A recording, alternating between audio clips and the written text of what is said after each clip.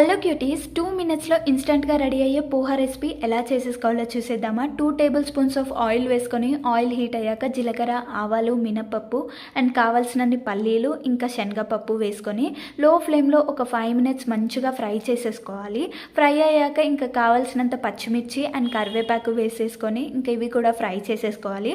ముందుగానే కట్ చేసుకున్న ఆనియన్స్ కూడా యాడ్ చేసేసుకొని లైట్ బ్రౌన్ కలర్ వచ్చేంత వరకు ఫ్రై చేసేసుకోవాలి.